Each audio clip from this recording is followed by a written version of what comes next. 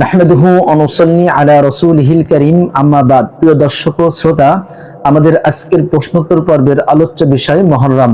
যে আমাদের কাছে যে প্রশ্নগুলি রয়েছে, আশুরার দিনে বা রাতে কোনো নামাজ আছে কিনা, যে খুবই গুরুত্বপূর্ণ একটি প্রশ্ন। আশুরার দিনে অথবা রাতে নির্দিষ্ট বা নির্ধারিত কোনো নামাজ আছে কিনা? জি না, আশুরা উপলক্ষে বা আশুরার দিনে অথবা রাতে নির্দিষ্ট বা নির্ধারিত কোনো নামাজ নেই। আমাদের সমাজে এখনো এমন অনেক জায়গা রয়েছে যে আশুরার দিন এলে মসজিদে অনেক লোককে সমবেত করা হয়, জমায়েত করা হয় এবং তাদের মধ্যে বিভিন্ন নামাজের কথা বলা হয়ে থাকে যে অমুক অমুক সূরা দ্বারা এত এত রাকাত নামাজ আদায় করলে এত বছরের গুনাহ মাফ হয়ে যাবে। মূলত এই বর্ণনাগুলি ভিত্তিহীন বা মওজু। যে পরবর্তী প্রশ্ন, আশুরার দিনে আল্লাহ সুবহানাহু ওয়া তাআলা আদম আলাইহিস সালাতু ওয়াস সালামকে সৃষ্টি করেছেন, এ কথা সঠিক কিনা?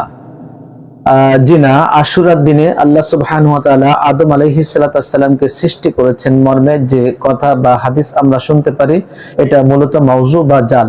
কাজেই এই জাতীয় কথা বিশ্বাস করা থেকে বিরত থাকা উচিত।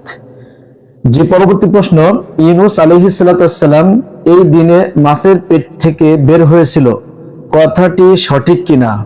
যে গুরুত্বপূর্ণ আরেকটি প্রশ্ন, যে আশুরার দিন সম্পর্কে বলা হয়ে থাকে যে এই দিনে হযরত ইউনূস আলাইহিস সালাতু ওয়াস সালাম মাছের পেট থেকে বের হয়েছিলেন। এই কথাটি অবশ্যই ভিত্তিহীন, মাউজু তথা জাল। সুতরাং এটাকে হাদিস বলে বিশ্বাস করা যাবে না, এটা হাদিসের নামে মূলত জালিয়াতি। যে পরবর্তী প্রশ্ন, আশুরার দিনে কিয়ামত সংঘটিত হবে, কথাটি হাদিস কিনা? যে খুবই গুরুত্বপূর্ণ একটি প্রশ্ন। আমরা এই কথা সমাজের মধ্যে প্রায় শুনে থাকি যে 10ই মুহররম আশুরার দিনে শুক্রবারে কিয়ামত সংঘটিত হবে। এটা মূলত হাদিস হিসেবে আমরা শুনে থাকি, কিন্তু এটি হাদিস নয়, বরং মাউজু বা জাল বর্ণনা।